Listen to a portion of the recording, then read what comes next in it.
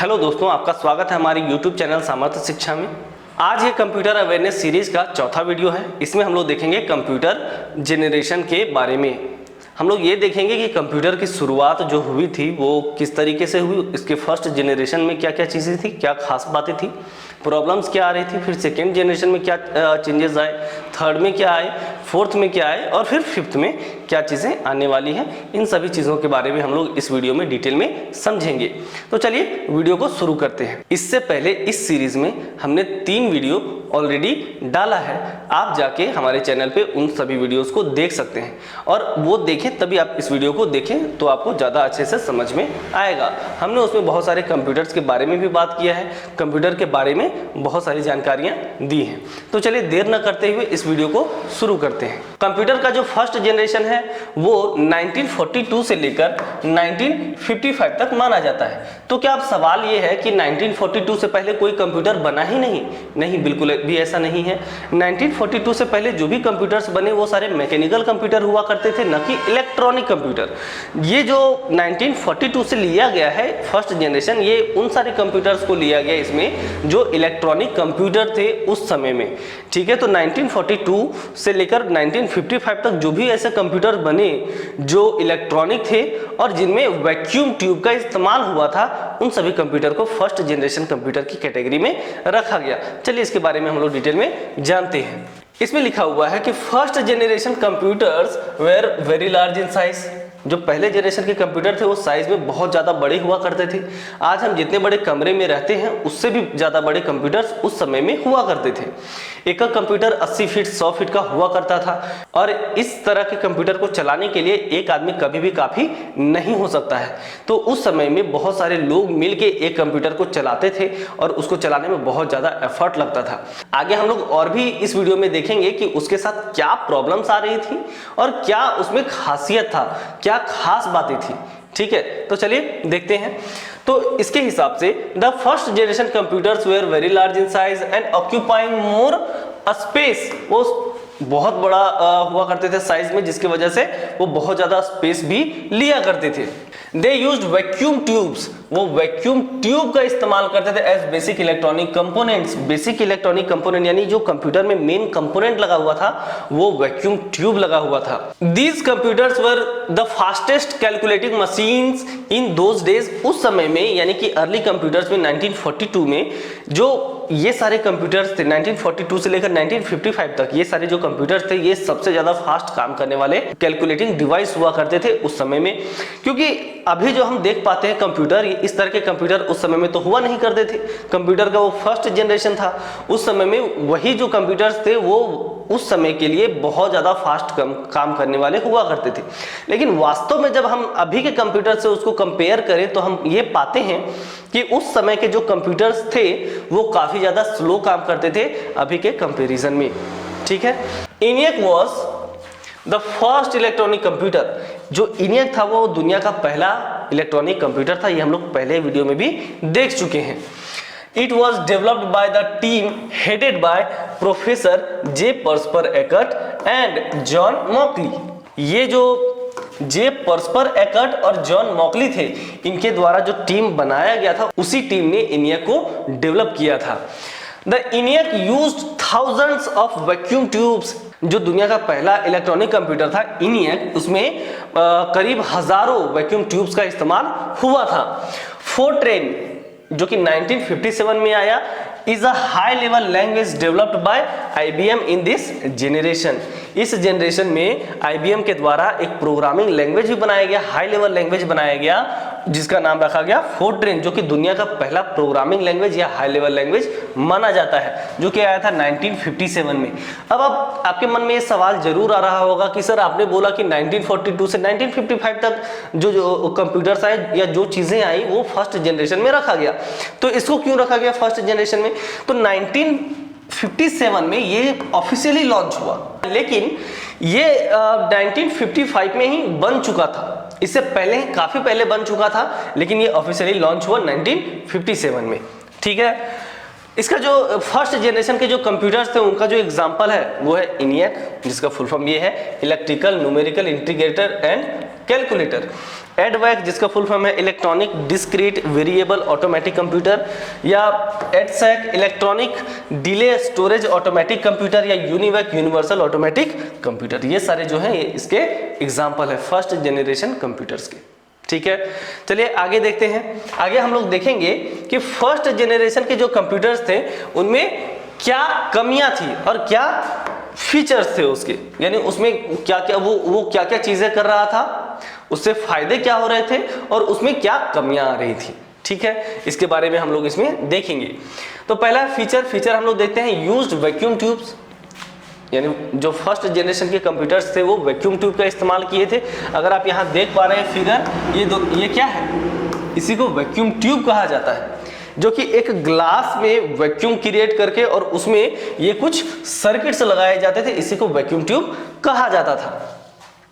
Based on machine level language, और ये जो कंप्यूटर था वो मशीन लेवल लैंग्वेज पे काम करता था।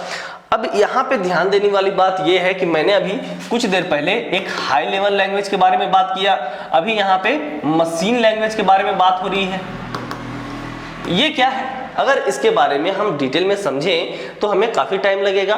बस मैं आपको इतना यहाँ पे बता देता हूँ जिससे आपको ये चीज समझ में आ जाए। आगे हम लोग इसके बारे में डिटेल में वीडियो में जरूर पढ़ेंगे।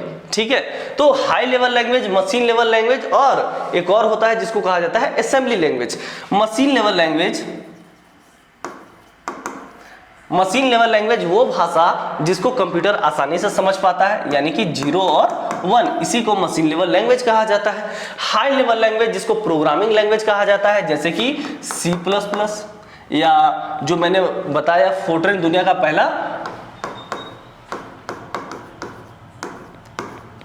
पहला प्रोग्रामिंग लैंग्वेज था, या जावा, ये सारे जो है वो हाई लेवल लैंग्वेज के अंदर आते हैं।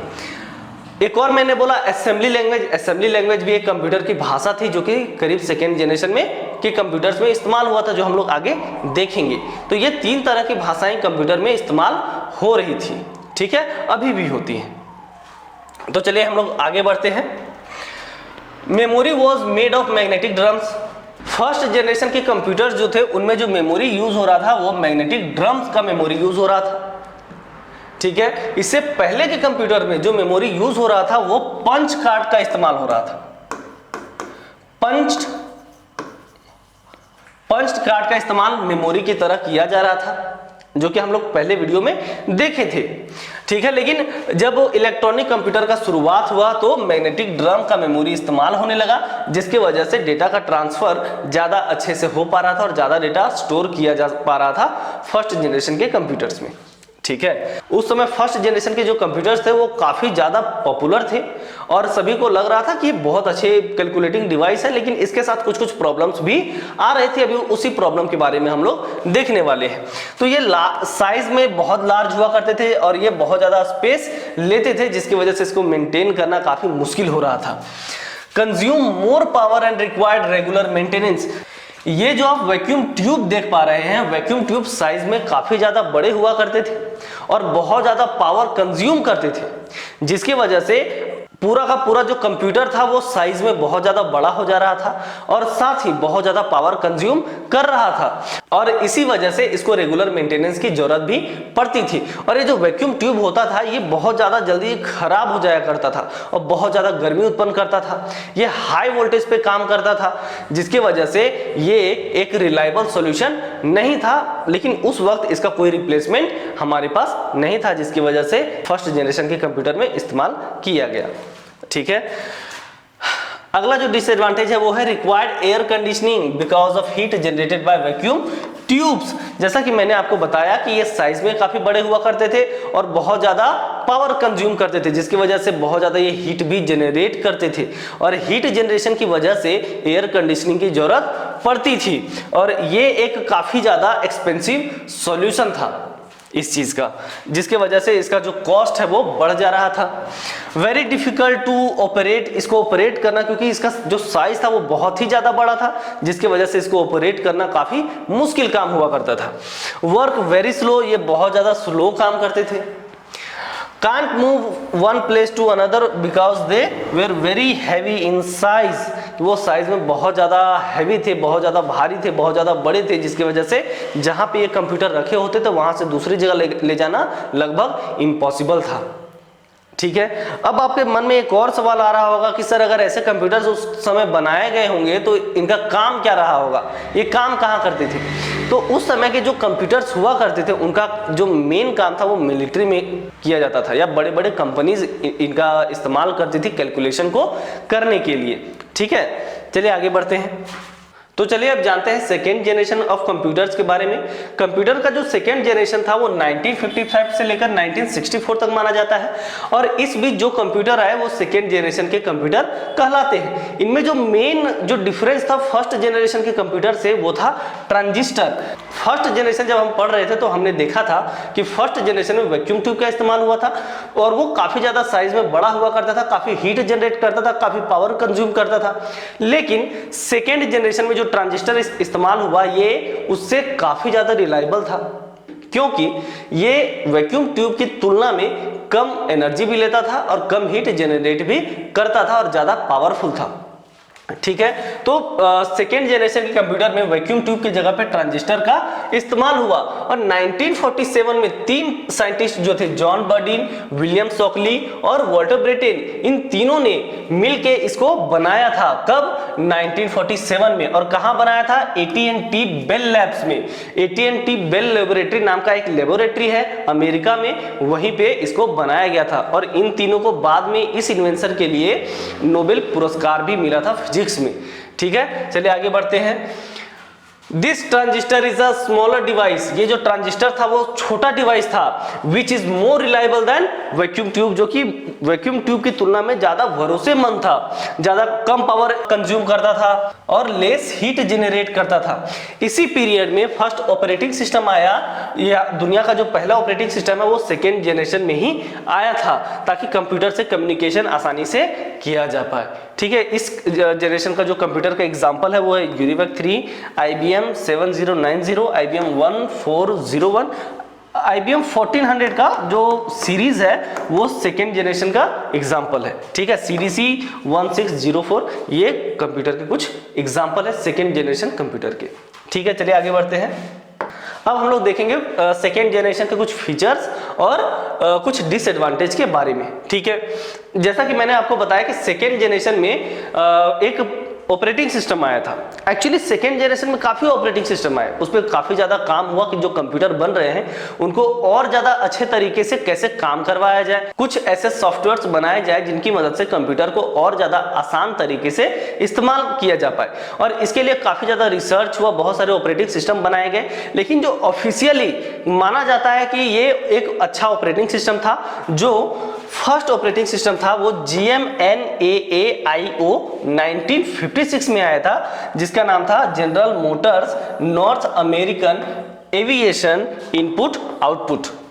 ठीक है, और ये जनरल मोटर के द्वारा बनाया गया था IBM के कंप्यूटर के लिए। ठीक है, चलिए आगे हम लोग देखते हैं इसके कुछ फीचर्स के बारे में। सेकेंड जनरेशन के कंप्यूटर के क्या फीचर्स थे और उसके क्या डिसएडवांटेजेस थे, इसके बारे में हम लोग इसमें देखेंगे। यूज ट्रांजिस्टर्स, इस जनरेशन में ट्रांजिस्टर का इस्तेमाल हुआ था वैक्यूम ट्यूब के जगह पे। Used assembly language instead of machine language, मैंने आपको बताया था कि फर्स्ट जनरेशन में मशीन लैंग्वेज का इस्तेमाल हुआ था, जबकि सेकेंड जनरेशन में असेंबली लैंग्वेज का इस्तेमाल हुआ कंप्यूटर में, जो कि इंसानों के लिए समझना और ज्यादा आसान था मशीन लेवल लैंग्वेज की तुलना में, क्योंकि मशीन लैंग्वेज 0 और 1 को कहा जाता है, तो हर चीज 0 और 1 में कंप्यूटर को इनपुट देना ये काफी ज्यादा इंसानों के लिए टफ काम था। तो असेंबली लैंग्वेज एक बीच का रास्ता लेकर आया, जिसकी वजह से कंप्यूटर को इनपुट देना आसान हो गया था। आप जो यहाँ पे एक फिगर देख पा रहे हैं, ये ट्रांजिस्टर का फिगर है। अगर आप इसको देखेंगे, आपने कई डिवाइसेस में इसको लगा हुआ पाया भी होगा, और ये जो डिवाइस है ये काफी ज्यादा छोटा था वैक्यूम ट्यूब की तुलना में। ठीक है, चलिए आगे बढ़ते हैं। सेकेंड जनरेशन का जो कंप्यूटर था वो बहुत कम पावर में भी रन हो सकता था। जो फर्स्ट जनरेशन का जो कंप्यूटर था उसमें हमने पढ़ा था कि वो बहुत ज्यादा पावर लेता था रन करने के लिए, लेकिन ऐसा सेकेंड जनरेशन में नहीं था, उससे उसकी तुलना में यहाँ पे कम पावर कंजम्पशन हो रहा था। अगला है रिड्यूस्ड साइज। उसकी तुलना में यहाँ पे साइज भी कम हो गया था फर्स्ट जनरेशन की तुलना में। Faster than first generation computer, first generation की तुलना में फास्ट काम कर रहा था और कुछ डेटा को स्टोर करने की क्षमता भी आ गई थी। मैग्नेटिक कोर मेमोरी का इस्तेमाल होने लगा था। हमने उसमें देखा था फर्स्ट जनरेशन में कि वहां पे मैग्नेटिक ड्रम का इस्तेमाल होता था मेमोरी की तरह, यहाँ पे मैग्नेटिक कोर का इस्तेमाल हो रहा था यहाँ इंटरनल मेमोरी की तरह। ठीक है, चलिए अब हम बात करेंगे इसके कुछ डिसएडवांटेजेस के बारे में। इसका कोई वैसा डिसएडवांटेज नहीं है। मैंने आपको बताया कि जो वैक्यूम ट्यूब था फर्स्ट जनरेशन में वो काफी ज्यादा हीट प्रोड्यूस करता था। ये जो ट्रांजिस्टर लगा हुआ था सेकेंड जनरेशन के कंप्यूटर में कम अमाउंट में हीट जनरेट करता था। इसके बावजूद बहुत सारे ट्रांजिस्टर होने की वजह से उसका जो अमाउंट है हीट जनरेशन का अमाउंट वो काफी ज्यादा हो जा रहा था। फर्स्ट जनरेशन की तुलना में कम था लेकिन फिर भी ये हीट जनरेट कर रहा था, जिसकी वजह से एयर कंडीशनिंग की जरूरत पड़ रही थी। ठीक है, ये हीट कम अमाउंट में जनरेट कर रहा था। ये था इसका डिसएडवांटेजेस। तो चलिए आगे बढ़ते हैं और हम लोग देखते हैं कि थर्ड जनरेशन ऑफ कंप्यूटर कैसे हुआ करते थे। थर्ड जनरेशन के कंप्यूटर्स में ट्रांजिस्टर की जगह पे इस्तेमाल हुआ आईसी का, जिसका फिगर आप यहाँ पे देख पा रहे होंगे, या आप कोई डिवाइस अगर खोल के देखें, कोई मशीन अगर खोल के देखें तो उसमें पक्का आईसी आपको नजर आ जाएगा। तो जो थर्ड जनरेशन है वो कंप्यूटर का वो 1964 से 1970 तक चला और इसमें जो मेन कंपोनेंट इस्तेमाल हुआ था वो आईसी था, जैसा कि हम लोग अभी पढ़े। तो जो सेकेंड जनरेशन था जिसमें ट्रांजिस्टर इस्तेमाल हुआ था उसके जगह पे यहाँ पे थर्ड जनरेशन में आईसी इस्तेमाल हुआ, जिसका फुल फॉर्म इंटीग्रेटेड सर्किट होता है। ये एक छोटा सा डिवाइस हुआ करता है जिसमें बहुत सारे ट्रांजिस्टर के बराबर पावर होता है। एक छोटा सा आईसी करीब 1000 ट्रांजिस्टर के बराबर होता है। तो चलिए आगे देखते हैं। This generation of computers was less expensive. इस जनरेशन के जो कंप्यूटर थे वो बहुत ज्यादा सस्ते थे, स्मॉलर भी थे, छोटे थे, फास्टर थे and accurate then second generation computers. और सेकेंड जनरेशन के कंप्यूटर से ये बहुत ज्यादा एक्यूरेट थे, इनकी एक्यूरेसी ज्यादा थी। This generation rises mini computers. इस जनरेशन में मिनी कंप्यूटर्स आए, यानी कि जो पिछला वाला कंप्यूटर था यानी कि सेकेंड जनरेशन का उससे भी ज्यादा छोटा, फास्ट काम करने वाला और ज्यादा एग्जैक्ट रिजल्ट देने वाला कंप्यूटर थर्ड जनरेशन का कंप्यूटर था और काफी ज्यादा साइज में छोटा था। ठीक है, और इसी जनरेशन में दुनिया का पहला मिनी कंप्यूटर भी आया जिसका नाम था PDP-8। एक चीज मैं आपको और बता दूं कि कहीं कहीं पे आपको PDP-1 मिलेगा जो दुनिया का पहला मिनी कंप्यूटर माना जाता है। ठीक है, ये PDP-8 या PDP-1 इन दोनों में बहुत ज्यादा कोई डिफरेंस है नहीं। बहुत सारे लोग PDP-8 को मानते हैं, बहुत सारे का कहना है कि PDP-1 जो था वो दुनिया का पहला मिनी कंप्यूटर था।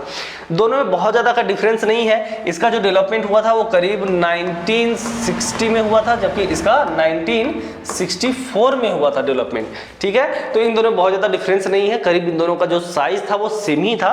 लेकिन जो PDP-8 था ये बहुत ज्यादा प्रचलन में आया और खास करके PDP-8 को अगर हम देखें तो कॉमर्शियल पर्पस से इसका बहुत ज्यादा इस्तेमाल हुआ, जिसकी वजह से इसी को दुनिया का पहला मिनी कंप्यूटर माना जाता है। अगर आप कहीं पे PDP-1 भी देखें तो ये भी बहुत सारे लोगों के हिसाब से सही भी है। ठीक है, तो जिसका जो साइज था यहाँ पे बताया गया है कि जो PDP-8 था जिसका साइज करीब एक रेफ्रिजरेटर के बराबर का था, एक फ्रिज के साइज का हुआ करता था। इस जनरेशन के जो कुछ कंप्यूटर का एग्जांपल वो है PDP, IBM 360, हनीवेल 6000 सीरीज। ये सारे जो है वो थर्ड जनरेशन ऑफ कंप्यूटर्स के एग्जाम्पल है। चलिए अब हम लोग चलते हैं आगे, देखते हैं कि इसके क्या फीचर्स थे। इस जनरेशन के जो फीचर्स हैं वो है यूज्ड इंटीग्रेटेड सर्किट। इसमें आईसी का इस्तेमाल हुआ था। फास्टर, ज्यादा तेज थे, स्मॉलर, छोटे थे और रिलायबल, भरोसेमंद थे। कंपेयर में किसके कंपेयर में? फर्स्ट और सेकेंड जनरेशन के कंप्यूटर के कंपेयर में ये ज्यादा छोटे, भरोसेमंद और फास्टर थे। Store large amount of data, बहुत ज्यादा डेटा को स्टोर कर सकते थे as compare to second generation computer. Second generation की तुलना में ज्यादा डेटा को स्टोर कर पा रहे थे।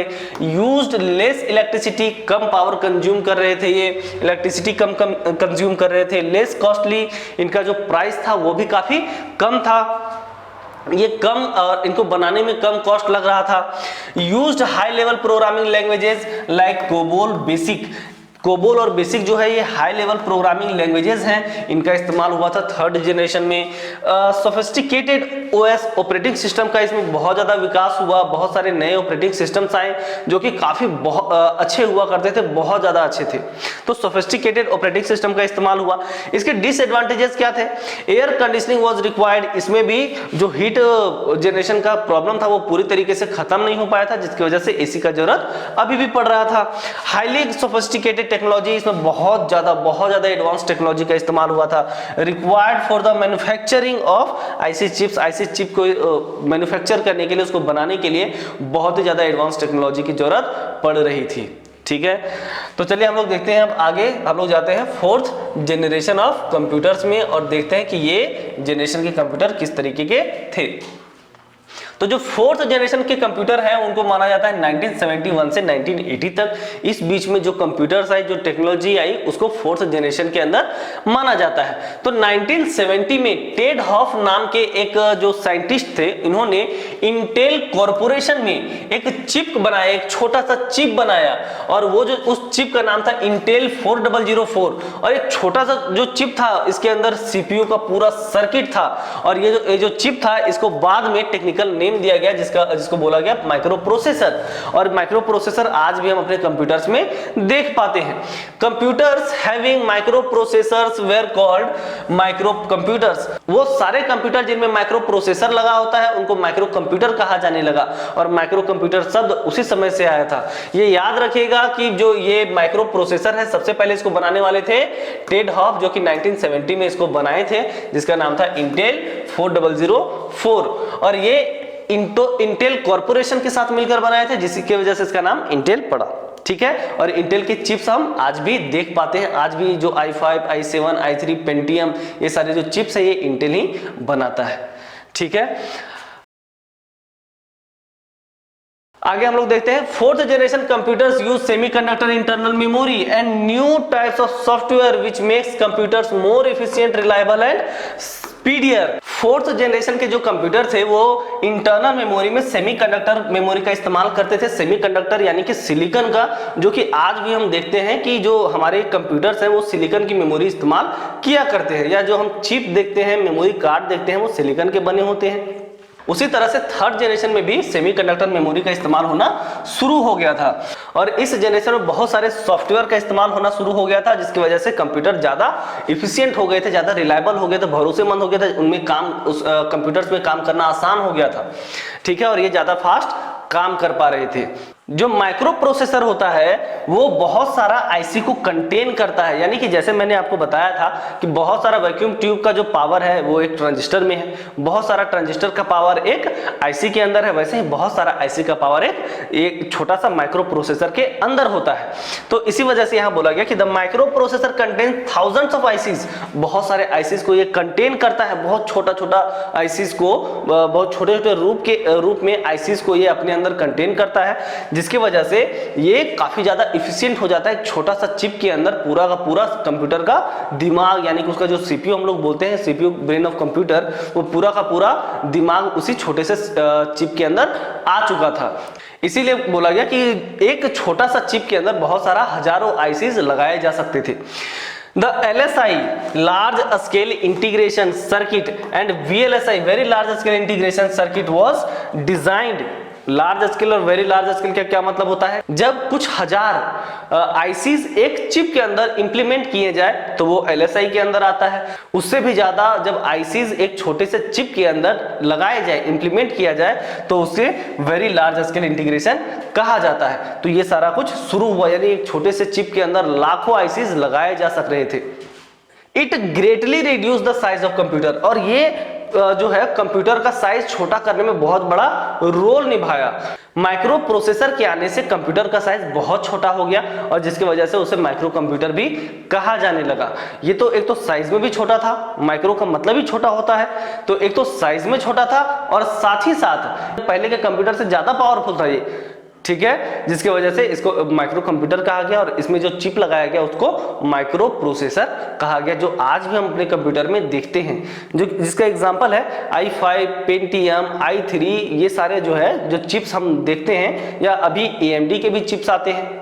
AMD के भी माइक्रो प्रोसेसर्स आते हैं। तो ये सारे Ryzen 5, Ryzen 3 ये सारे जो चिप्स हैं ये माइक्रो प्रोसेसर कहलाते हैं, जिसका इस्तेमाल आज भी हम करते हैं। और ये सबसे पहले बनाया था टेड हॉफ ने, जिसका चिप का नाम था इंटेल 4004। तो चलिए अब आगे देखते हैं कि फोर्थ जनरेशन कंप्यूटर्स के फीचर्स क्या क्या थे। फोर्थ जनरेशन के जो कंप्यूटर थे उनके कुछ एग्जांपल्स हैं, वो है IBM 4300, Apple II। इस जनरेशन के कंप्यूटर्स के कुछ फीचर्स के बारे में हम लोग बात करेंगे। इसमें माइक्रो प्रोसेसर का इस्तेमाल हुआ था, जो कि हम लोग पढ़े।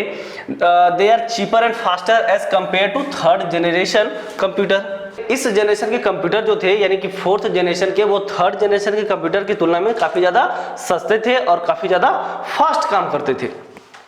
इजी टू यूज करना बहुत ज़्यादा आसान था और मेंटेन करना भी। यूज्ड लैंग्वेज, इसमें बहुत सारे प्रोग्रामिंग लैंग्वेज यानी हाई लेवल लैंग्वेज इस्तेमाल होने लगे, जैसे C++, जावा।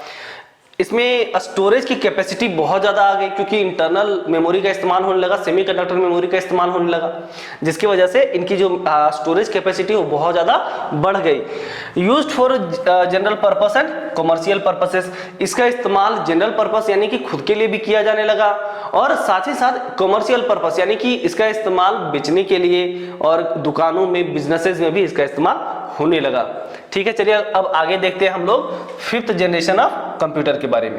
जो पांचवा जनरेशन था कंप्यूटर का, वो 1980 से प्रेजेंट और प्रेजेंट से फ्यूचर यानी कि 80 के बाद, 1980 के बाद जो भी कंप्यूटर्स आए या जो फ्यूचर में आने वाले हैं, वो सारे जो कंप्यूटर हैं वो फिफ्थ जनरेशन के कंप्यूटर कहलाएंगे। ठीक है, तो फिफ्थ जनरेशन के कंप्यूटर में अगर हम लोग देखें तो इसमें AI, IoT जैसे चीजों का बहुत बड़ा रोल होने वाला है। चलिए इसमें देखते हैं पहले कि इसमें क्या चीजें लिखी हुई हैं। Computers can not take decisions, अभी के कंप्यूटर जो है वो अपना डिसीजन खुद से नहीं ले सकते, but scientist are working to produce intelligent computer, लेकिन जो साइंटिस्ट हैं वो इस तरीके से काम कर रहे हैं कि ऐसे कंप्यूटर बनाएं जो खुद का डिसीजन खुद से ले पाए, वो इंटेलिजेंट कंप्यूटर हो। Which can take decisions of their own, जो खुद से अपना डिसीजन ले पाए। Which can think like human, जो इंसानों की तरह सोच पाए। Artificial intelligence is being built into computers, artificial intelligence अभी भी कंप्यूटर के अंदर बनाए जा रहे हैं और हम लोग ऐसा देखते भी हैं। अभी के समय में आर्टिफिशियल इंटेलिजेंस कितना आगे बढ़ चुका है ये हम लोग देख पा रहे हैं। हर चीज में AI का इस्तेमाल होने लगा है, चाहे आप इमेज जनरेट करना चाहें उसमें भी AI का इस्तेमाल हो रहा है। बहुत सारी चीजें हैं, आप कंटेंट जनरेट करना चाहे, आप स्टोरी जनरेट करना चाहे, सभी के लिए AI का इस्तेमाल हो रहा है। इसके कुछ एग्जांपल हैं, जैसे गूगल का जेमिनी या ChatGPT, ये सारा कुछ जो हम देख पा रहे हैं ये सभी AI की मदद से ही हुआ है। आने वाले समय में कुछ ऐसे कंप्यूटर्स आएंगे जो खुद की हुई गलतियों से सीखेंगे और खुद से डिसीजन ले पाएंगे। ये सारा कुछ हम लोग फ्यूचर में देख सकते हैं। और ऐसी भी चीजें आएंगी, ऐसे इंटरनेट ऑफ थिंग्स जैसी चीजें आएंगी, यानी कि हर एक चीज इंटरनेट से कनेक्ट होगा। जैसे अभी हम देख भी पाते हैं smart homes, smart TV, smart watches, ये सारा कुछ हम लोग देखते हैं। ये सारा कुछ हमारे मोबाइल से कनेक्ट हो जाता है और हम अपने फोन से ही सारा कुछ ऑपरेट कर पाते हैं। ये सारी चीजें अभी बन रही हैं और कुछ तो बन भी गई हैं और फ्यूचर में और भी एडवांस चीजें होंगी। तो ये सभी चीजें जो है वो फिफ्थ जनरेशन ऑफ कंप्यूटर के अंदर आएंगी। ठीक है, तो मुझे लगता है कि आपको ये सारी चीजें जनरेशन ऑफ कंप्यूटर बिल्कुल अच्छे से समझ में आ गया होगा। और अगर कोई दिक्कत है तो आप हमें कमेंट करके जरूर बताएं कि आपको क्या प्रॉब्लम आ रही है। और अगर कोई और सवाल है या कोई ऐसा टॉपिक है जिस पे आप वीडियो चाहते हैं तो हमें कमेंट में जरूर बताएं। आगे हम और भी वीडियो लेकर आएंगे इसी सीरीज में, जैसे कि जो नेक्स्ट वीडियो है वो हम लेकर आएंगे भारत में कंप्यूटर के विकास के ऊपर, जिससे आपके आने वाले एग्जाम्स में काफी मदद मिले आपको। तो हम लोग मिलते हैं नेक्स्ट वीडियो में, तब तक के लिए धन्यवाद।